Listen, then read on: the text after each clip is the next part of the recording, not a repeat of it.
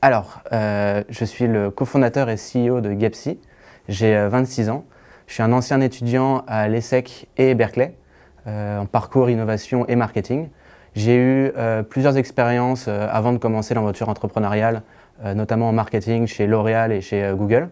Et je suis passionné de réalité augmentée et du coup, avec plusieurs associés, on a créé Gapsi il y a environ un an. Alors déjà, c'était notre passion nous tous.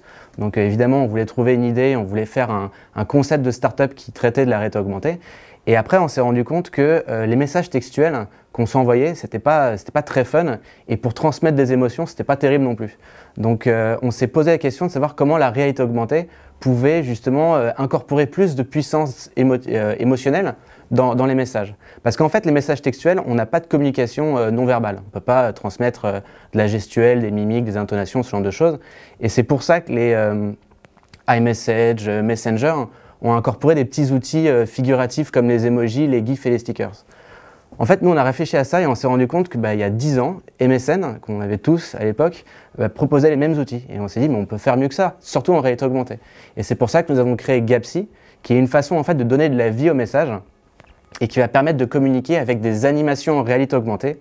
Et en termes de rendu, c'est quelque chose ça a un côté un peu magique, c'est comme des hologrammes. Alors, je vais vous expliquer un peu comment ça marche. En fait, l'application, elle vous permet d'abord de créer un avatar, qui est votre avatar virtuel, où vous allez pouvoir le personnaliser, changer l'apparence de son visage, lui mettre des vêtements, ce genre de choses, pour que vous puissiez vous identifier un maximum. Et une fois que votre avatar est créé, vous allez pouvoir le faire apparaître devant vous en réalité augmentée, comme un hologramme. Donc il est devant vous, si jamais vous faites le tour du personnage, vous allez voir son dos, ce genre de choses, vous allez pouvoir vous rapprocher, faire un zoom sur sa tête, ce genre de choses. Une fois que l'avatar il est placé, vous allez pouvoir lui affecter des actions. Donc vous allez pouvoir lui demander de danser, applaudir, faire des choses assez simples, des animations simples, et aussi des animations plus complexes. Vous allez pouvoir intégrer l'avatar par exemple de vos amis. Et une fois que vous avez créé cette animation-là, vous allez la partager avec vos amis qui vont vivre l'animation aussi en réalité augmentée. En fait, notre technologie, justement, elle couple le gyroscope du téléphone, l'accéléromètre et en plus, on ajoute du traitement d'image pour donner cette illusion que c'est un hologramme et que l'avatar est vraiment présent devant vous. L'application est entièrement développée en interne et donc il y a plusieurs chantiers. Il y a évidemment le chantier technique sur la réalité augmentée, mais il y a aussi toute la partie design des avatars qu'on crée et ça c'est géré en interne. Il y a 3 façons différentes de monétiser Gapsi. La première, c'est en proposant des animations sponsorisées.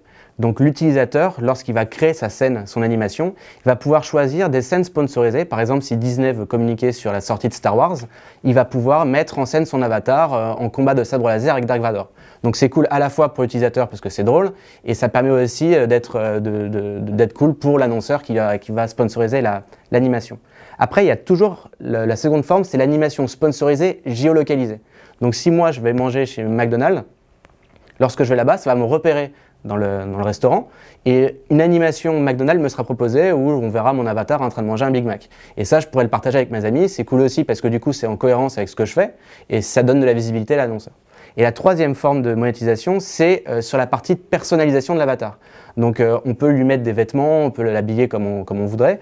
Et du coup, on fait des partenariats avec des marques de vêtements, Célio, Gap, American Apparel, ce genre de choses, qui vont permettre à l'utilisateur de personnaliser leur avatar avec les habits que eux portent vraiment au quotidien. Il faut d'abord avoir une base d'utilisateurs suffisamment conséquente avant de commencer une réelle monétisation.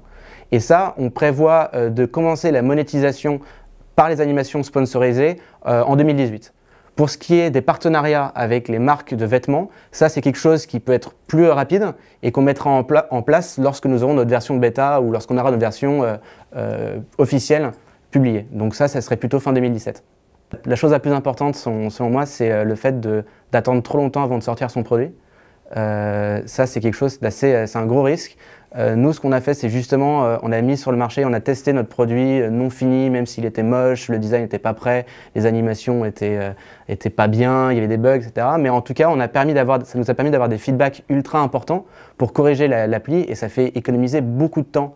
Et justement, être à l'écoute des consommateurs vraiment au jour le jour, ça permet d'aller dans la bonne direction et de pas avoir après à se rendre compte au bout de 2 ans que notre application en fait ne plaît qu'à nous-mêmes, quoi.